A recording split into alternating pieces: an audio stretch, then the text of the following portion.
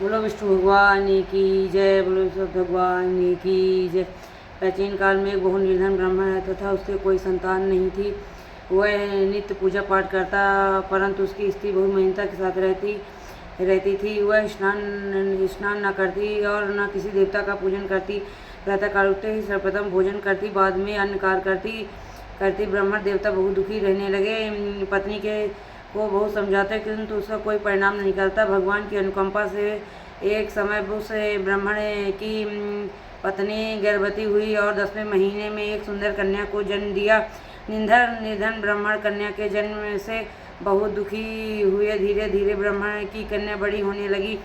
बचपन से ही उस कन्या की रुचि भगवान विष्णु की पूजा में थी। वह प्रातःकाल उठते ही स्नान आदि करके भगवान विष्णु की पूजा करने मंदिर में जाती थी। बृहस्पतिवार को व्रत करके विधिवत पूजा पाठ करती थी। पूजा पाठ करने के बाद वह पढ़ने के लिए पाठशाला में जाती थी। घर से चलते हुए वह मुट्ठी भर जौ साथ लेकर जाती और पाठशाला के रास्ते में थोड़े थोड़े जौ गिराती जाती थी। जब वह पाठशाला से घर लौटती तो जौ के वह दाने सोने में बदले हुए मिलते थे। लड़की सभी सोने के दाने बीन लाती थी। एक दिन जब वह सोने के दानों को साफ कर रही थी तो उसकी माँ ने कहा, बेटी, सोने के दाने साफ करने के लिए सोने का सूप भी होना चाहिए। अगले दिन बृहस्पतिवार था। उसने बताया भगवान बृहस्पति देव की पूजा करते हुए प्रार्थना की, हे भगवान, यदि मैंने आपका व्रत विधिवत किया हो तो मुझे सोने का सूप दे दो। भगवान बृहस्पति देव ने उसकी मनोकामना पूरी करने का वचन दिया। पाठशाला से लौटते समय उसे रास्ते में सोने का सूप पड़ा हुआ मिला। घर लौटकर सोने का सूप अपनी माँ को दिखाकर वह सोने के दाने साफ करने लगी। उसी समय नगर का राजकुमार उसके घर के पास से गुजरा। उस सुंदर लड़की को सोने के सूप में जौ साफ करते देख राजकुमार उस पर मोहित हो गया। महल में लौटकर राजकुमार ने राजा से उस लड़की से विवाह करने की इच्छा प्रकट की। तो राजा ने ब्राह्मण को महल में बुलवाकर राजकुमार से उस लड़की के विवाह की बात कही।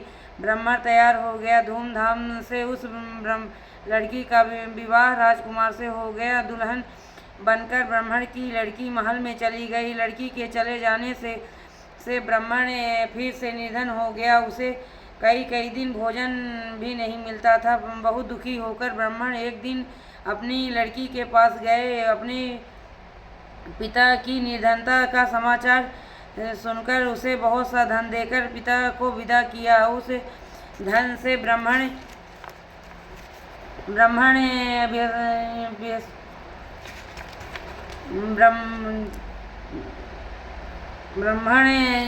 के कुछ दिन तो आराम से गुजर गए, लेकिन जल्द ही भूखे मरने की हालत हो गई।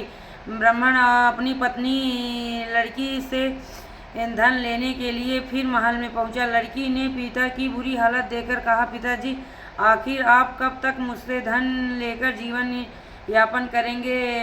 आप कोई ऐसा उपाय क्यों नहीं करते जिससे आपका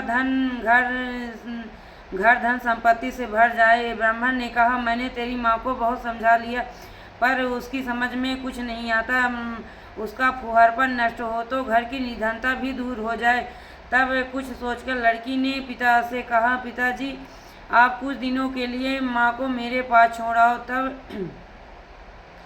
जाओ। तब कुछ सोचकर ब्राह्मण पत्नी को लड़की के पास महल में छोड़ गए। लड़की ने अपनी माँ से कहा, माँ, तुम प्रातःकाल उठकर स्नान आदि करके भगवान बृहस्पति देव विष्णु जी की पूजा अवश्य करना।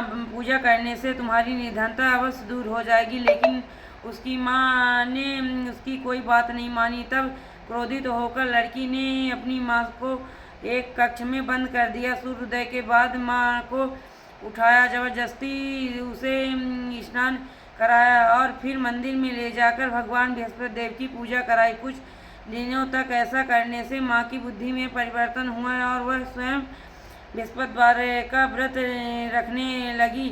उसके व्रत रखने से ब्राह्मण के घर में भगवान विष्णु की अनुकंपा